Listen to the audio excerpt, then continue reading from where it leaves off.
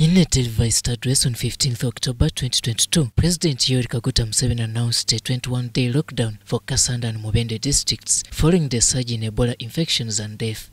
11 days down the road, government has stepped in with a relief consignment to the affected districts. Today, we have dispatched food relief items to the two districts of Mubende and Kasanda. We have given posho, beans and other supplies to help those who are gravely affected by the measures announced by the President.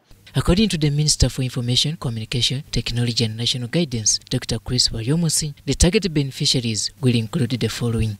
Like the Boda riders who are not earning now, the taxi drivers who are not earning now, the roadside market vendors like the women who sell on the roadside, all those starting today are going to get relief support so that they can be able to survive. So we continue to urge our people to appreciate that Ebola is a very deadly disease and follow the guidelines and the measures announced by the health workers and the Ministry of Health so that we can completely defeat it. Has been attacked by a deadly disease. Downtown Kampala, taxi and bus operators are reactivating the COVID-19 SOPs to tame the Ebola spread amidst rumors of sanctioning lockdown for Kampala Metropolitan. We have seen that all our passengers who are entering in the bus terminal wash their hands with soap and clean water thoroughly, because that is the only way we can control the spread of Ebola disease.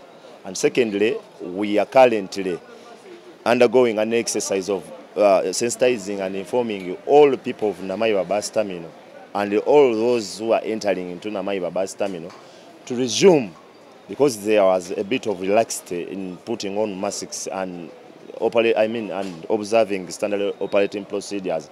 There are fears that we might announce a lockdown for people of Kampala. For now, we have not taken a decision to lock down Kampala, but we continue to urge all Ugandans in Kampala and outside Kampala to take precaution. We did advise that we should stop shaking of hands and where you can avoid being in body contact with another person.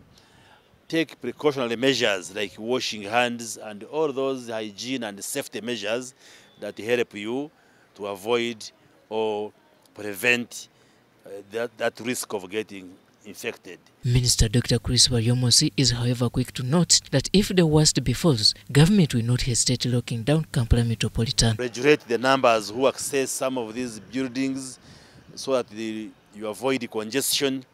Otherwise, if you do not know, you don't do this, then you will be attracting possibilities of lockdown, which in all fairness, we wouldn't want to impose, because we have gone through it under COVID.